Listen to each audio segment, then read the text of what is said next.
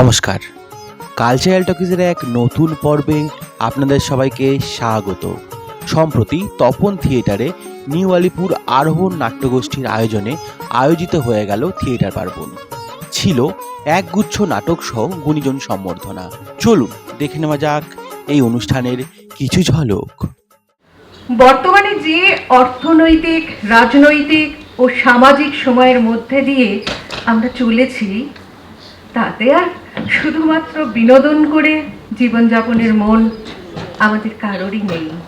কিন্তু বিনোদনের হাত ধরেই যখন আমাদের বোধোদয় হয়, তখন তার নিছক বিনোদন থাকে না। তাই নিউ আলিপুর আরোহণ নাট্যগোষ্ঠী আজকের সন্ধ্যায় আপনাদের সাথে সেই বোধের আদান প্রদান করবে থিয়েটারের মাধ্যমে।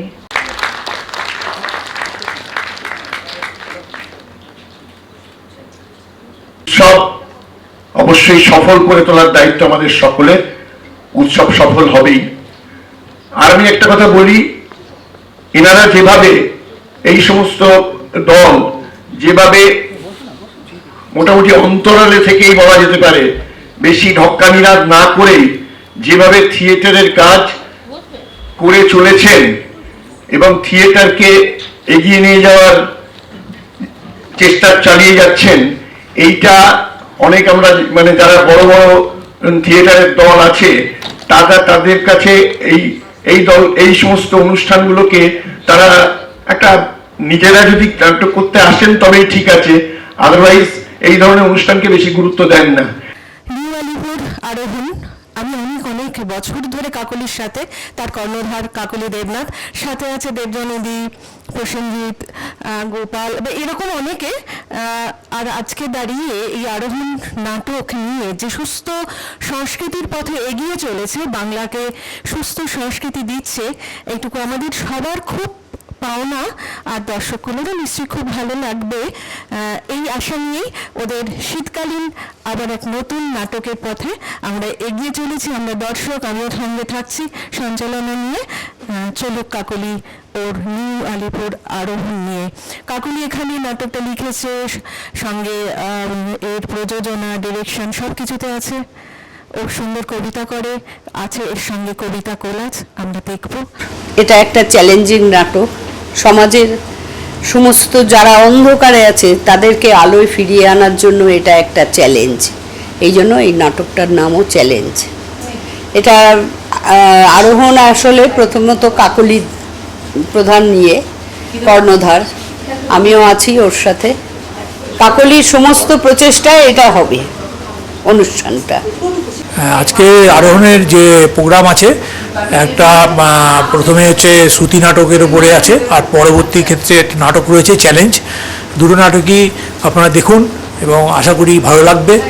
এবং কাকুলি ব্যাপারটা নিয়ে ভীষণভাবে চিন্তাভাবনা করছে, তো আপনারা দেখে যদি ভালো লাগে অবশ্যই জানাবেন এবং আমরা একটু ইন্সপিরেশন পাবো। তাহলে রাস্তা গলি যাচ্ছে চলি অজগরের দল, ট্রাম গাড়ি তার পিঠে চেপে পড়ছে টলমল, দোকান বাজার ওঠে নামে যেন ঝড়ের দই, চৌরঙ্গির মাঠখানা ওই যাচ্ছে সরি সরি, মনুমেন্টে লেগেছে দোল, উল্টিয়ে বা ফেল, খেপা হাতির সুরের মতো ডাইনে বাঁয়ে হেলে। জব চান্নক নাকি এই কলকাতার গোড়া পত্তন করে। আমায় ডুবাইলি রে, আমায় ভাসাইলি রে, অকুল দরিয়া বুঝি কুল নাই রে, আমায় ডুবাইলি রে।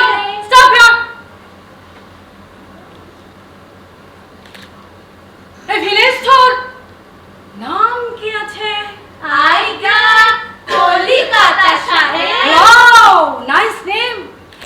100 বছর গোলামিতে সবাই তখন তৃপ্ত, বিদেশিদের রক্ত পেলে তবেই হবে তৃপ্ত, কেবল ধনী জমিদার আর আগের রাজার ভক্ত, জটিলতা নয় যদিও গরিবেরাও রক্ত, সবাই জীবন তুচ্ছ করে মুসলমান ও হিন্দু, সবাই দিতে রাজি তাদের প্রতি রক্ত বিন্দু।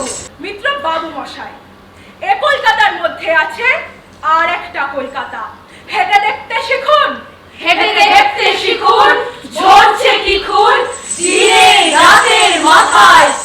আর একটা কলকাতায় সাহেব, আর একটা কলকাতায় সাহেব, বাবু মশাই।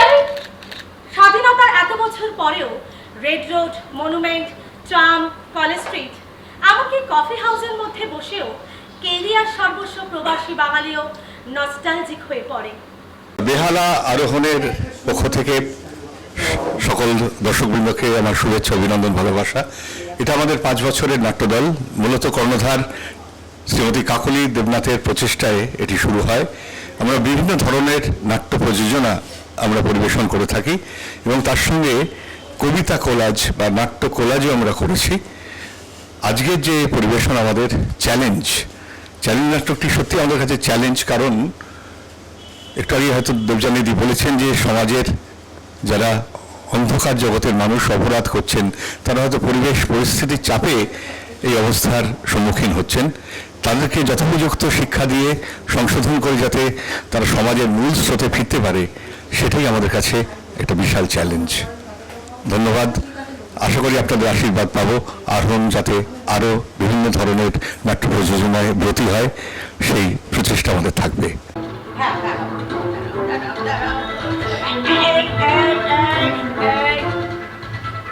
হ্যালো, হ্যাঁ, আমি অ্যালবামের মিলার জন্য মিত্র পেয়েছি। এইমাত্র আমার হাতে একটা চিটিং বাজ রয়েছে। আপনি থানা থেকে 2জন কনস্টেবল পাঠিয়ে তাকে শ্রীঘরে নিয়ে গিয়ে জামাই আদরের ব্যবস্থা। ম্যাডাম প্লিজ, ম্যাডাম আমার এত বড় সর্বনাশ করবেন না, প্লিজ প্লিজ। আমি কথা দিচ্ছি আপনার সামনে আমি কখনো আসবো না। আমি ভাবলাম, তুই ভাবলাম, হ্যাঁ, এমনি ভেবে ফেললাম। কেন আমি ভাবতে পারি না? আমি একজন স্বাধীন দেশের স্বাধীন নাগরিক, স্বাধীনভাবে ভাববার অধিকার আমার আছে। এই যে এটা না তোমার ভোট না, এটা বাড়ি। স্বাধীন দেশের স্বাধীন দিদি, তুমি এমনি তো কিছু ভাবো না। আবার তোমার মাথায় কোনো পোকা কামড়েছে, নতুন কোনো প্ল্যান হয়েছে, ঠিক না? বলো বলো না অম্লান, এই ব্যাগটা এখন থেকে আমার কাছে থাকবে। ঠিক, তোমার কাছে থাকলে তুমি খারাপ কাজ করা থেকে নিজেকে কিছুতেই আটকাতে পারবে না, যেমন আজ পারলে না। আচ্ছা ঠিক আছে। চিন্তা করো না, তোমার এই ব্যাগ আমার কাছে সযত্নে থাকবে। যেদিন এই প্রয়োজনীয়তা ফুরিয়ে যাবে, সেদিন আমি তোমাকে ফেরত দেব। বেশ, আমিও কথা দিচ্ছি ম্যাডাম, এই ব্যাগ আর আমি কোনোদিন ছোবো না। Yes, we are very proud of you. Sorry, ঠিক বুঝলাম না। কেন অম্লান আপনাকে কিছু বলেনি? অম্লান বলবে? হ্যাঁ অম্লান কি বলবে? ম্যাডাম, 2 দিন আগে আমাদের ডিএসপির কন্যা কিডন্যাপ হয়েছিল। শত চেষ্টা করে আমরা তাকে খুঁজে পাইনি। অম্লান তাকে উদ্ধার করে বাড়িতে পৌঁছে দিয়েছে। সেই জন্য আমাদের পুলিশ ডিপার্টমেন্ট ঠিক করেছে আপনাকে আর অম্লানকে আমরা ফেলিসিটেট করতে চাই, মানে সম্বর্ধনা দেবো কাল বিকেল 5টায়। অফিসার একটু ওয়েট করুন, একটু। মায়া, আমি প্রথম মানে এই জগতে এসেছি, আর আমি চেষ্টা করব আপনাদের সামনে যতটা পারবো তুলে ধরার, এবং আপনারাও আশীর্বাদ করুন যেন আমি আরও আগে যেতে পারি। নমস্কার, নিউ আলিপুর আরোহণ নাট্যগোষ্ঠীর আমাদের শীতকালীন এই প্রথম অনুষ্ঠান, একটা নতুন নাটক, নতুন প্রযোজনা নিয়ে আমরা তপন থিয়েটারে আজকে এসেছি। এটা আন্তেঞ্জে কাভের একটা ছোট গল্প, দ্য বেগার। ওটা থেকে আমি ভারতীয় পটভূমিতে ওই ছায়া অবলম্বনে, পুরো গল্পটাকে নিইনি, কিন্তু ওই ছায়া অবলম্বনে আমি আমাদের এখানকার যে এখন সামাজিক পরিস্থিতি তার উপর ভিত্তি করে একটি নাটক লেখার চেষ্টা করেছি। এবং নাটকটি মঞ্চস্থ করার জন্য আমাকে সহযোগিতা করেছে আমাদের দলের ভাইস প্রেসিডেন্ট, আমাদের দেবযানী বসাক, প্রসেনজিৎ দা, আর তার সঙ্গে গোপাল, এদিকে সামনে এসো। ভীষণভাবে আমি মানে এই প্রথম একটা বড় চরিত্রে মঞ্চে অভিনয় করছে। যেটা অন্যভাবে যদি বলা যায়, তোমার পেশাগত দিক থেকে বলতে গেলে, কারণ থিয়েটারটা তো লোকশিক্ষা হয়, এটা আমরা শিখে এসেছি, জেনে এসেছি, রামকৃষ্ণ ঠাকুর বলেছিলেন। সেই লোকশিক্ষার জায়গা থেকে আমি চেষ্টা করেছি সাধারণ মানুষের কাছে পৌঁছানোর। গোপালের কথা বলছি যে ও পেশাগতভাবে একজন ট্যাক্সি ড্রাইভার, কিন্তু ভীষণভাবে সাংস্কৃতিক মনস্ক একটা ছেলে, যে খুব ভালো কবিতা বলে আর ভীষণ আন্তরিকতার সঙ্গে যে কাজটাই করে খুব মন দিয়ে করে। ও প্রথম একটা খুব বড় চরিত্রে এই নাটকে অভিনয় করতে চলেছে, সেটাও একটা চ্যালেঞ্জ। সব কিছু মিলিয়ে নাটকটার নাম দিয়েছি চ্যালেঞ্জ, কারণ আমাদের সামাজিক অনেক প্রতিবন্ধকতা থাকে যেগুলোকে আমরা অনেক সময় ওভারকাম করতে পারি না, প্রশাসনিক দিক থেকেও কোনো সহযোগিতা পাই না। তো এই নাটকটার মধ্য দিয়ে আমার মনে হচ্ছে সমাজের কাছে একটা বার্তা আমরা পৌঁছে দিতে পারবো, যে সাধারণ মানুষও চেষ্টা করলে তার মতন করেই কিন্তু সমাজের কিছু অন্ধকারকে আলোর পথে আনতে পারে। এটা আমার একটা প্রচেষ্টা, জানি না ভালো লাগবে কিনা। যদি দর্শকদের ভালো লাগে তাহলে আমাদের আজকের এই প্রচেষ্টা সার্থক হবে। আর যদি আজকে যারা দর্শক থাকবেন তাদের যদি ভালো লাগে, আমি চাইবো তারা আরো বেশি বেশি করে নাটকটির কথা লোককে বলুন, আর সুস্থ থিয়েটারের সঙ্গে আমরা থাকি, থিয়েটারের জয় হোক। আজকে আমাদের চ্যালেঞ্জ নাটকটা যেমন আছে তার পাশাপাশি একটা নতুন প্রযোজনাও আছে, সেটা হচ্ছে কবিতায় থিয়েটার। মানে আমাদের তো সব শিল্প মাধ্যমগুলো কোনো না কোনোভাবে থিয়েটারটাকে আমরা বলি 16 গলার সংমিশ্রণ।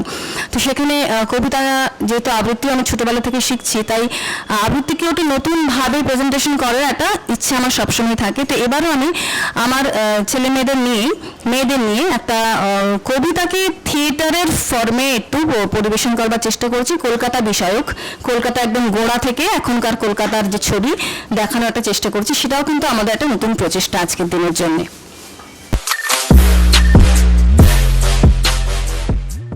খুব ভালো লেগেছে, ভাবনা অত্যন্ত বাস্তবসী এবং যারা অভিনয় করেছেন অভিনয় অত্যন্ত সাবলীল অভিনয়, এবং আজকের দিনে এইরকম ধরনের প্রযোজনা এবং পরিচালনার হওয়ার খুব প্রয়োজনীয়তা আছে। আমি বিশ্বাস করি যে মানুষ এইভাবে হল ভরিয়ে দিয়ে এই জাতীয় নাটক যারা পরিচালনা করেছেন তাদেরকে উৎসাহিত দেবে। খুব সুন্দর লাগলো। সামাজিক আবেদনটাই যে মানে এখন যা হচ্ছে, এই চ্যালেঞ্জটা নেওয়ার মতো লোক তো কমে যাচ্ছে বা নেই বলতে পারা যায়, সেটা যে হচ্ছে এটাই খুব ভালো লাগলো। খুব ভালো অভিনয়, আর খুব ছোট্ট দল একটা চেষ্টা করছে, এটাই তো একটা বিরাট জিনিস। এই প্রচেষ্টাটার সঙ্গে রয়েছে সবসময়, খুব ভালো লাগে। ভালো লেগেছে, সাবজেক্ট খুব ভালো, বিষয়বস্তু খুবই ভালো, ঠিকঠাকই আছে। খুব ভালো হয়েছে নাটকটা খুবই ভালো, এবং চেষ্টা করেছে অনেক, মানে চেষ্টা করেছে কি বলবো, সবাই খুব ভালো অভিনয় করেছে। সবচেয়ে ভালো হচ্ছে বক্তব্যটা, কন্টেম্পোরারি বক্তব্য আছে, খুব ভালো, এক কথা খুবই ভালো।